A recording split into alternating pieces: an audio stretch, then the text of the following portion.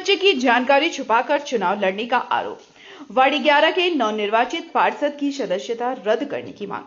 धनबाद नगर निगम चुनाव संपन्न होने के बाद जहां मेयर और वार्ड पार्षदों का चुनाव हो चुका है, वहीं अब चुनाव से जुड़े विवाद भी सामने आने लगे हैं। वार्ड संख्या 11 के नवनिर्वाचित पार्षद बद्री रविदास पर चुनाव के दौरान 3 संतान होने की जानकारी छुपाकर नामांकन दाखिल करने का आरोप लगा है।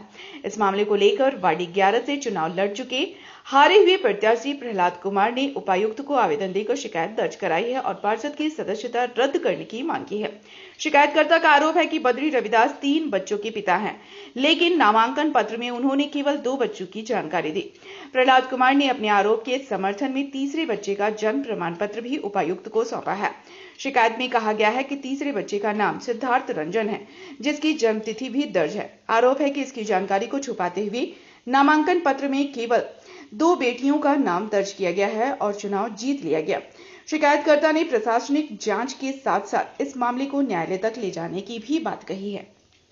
अभी नगर निगम चुनाव जो 2026 में हुआ है, इसमें वार्ड 11 में जो पार्षद जीते हैं बद्री रविदास, वो गलत इसमें ब्यौरा दिए हैं। तो चुनाव आयोग में जब चुनाव का जो पर्चा भरा जा रहा था, तो उसमें कॉलम था कि 2013 के बाद जो है आप उसमें जो है 3 बच्चा नहीं होना चाहिए।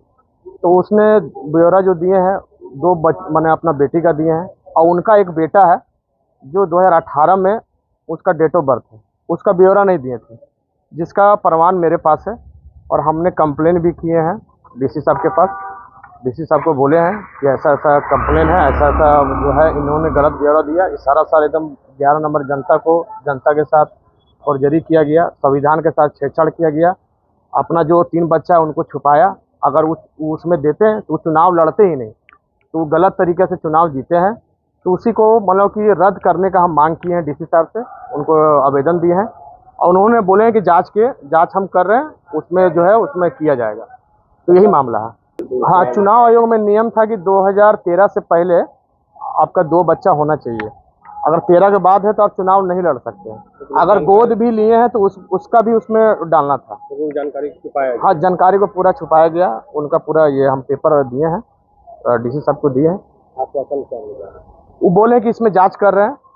अगर वो बोले कि जांच कर रहे हैं, अगर जांच नहीं करेंगे तो फिर हम हाई कोर्ट जाएंगे।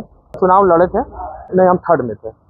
हाँ, फिलहाल अब इसको लेकर चुनौती दे दी। हाँ, हम चुनौती दे दिए हैं इसमें कि इसको रद्द किया जाए। जो बद्री रविदास जी हैं जो गलत तरीके से चुनाव लड़े हैं, उसका हम पूरा सबूत के साथ हम बात कर रहे हैं। हाँ, न्यायालय जाएंगे एकदम। फिलहाल प्रशासन के जांच चलते जाएगा। हाँ, प्रशासन का जांच पहले करने का वो हम लोग को बोले हैं कि जांच कर रहे हैं इसमें, और उसके बाद नहीं तो न्यायालय का जो है दरवाजा खटखटाएंगे। हम लोग तो मतलब कि संविधान के हिसाब से चलेंगे ना।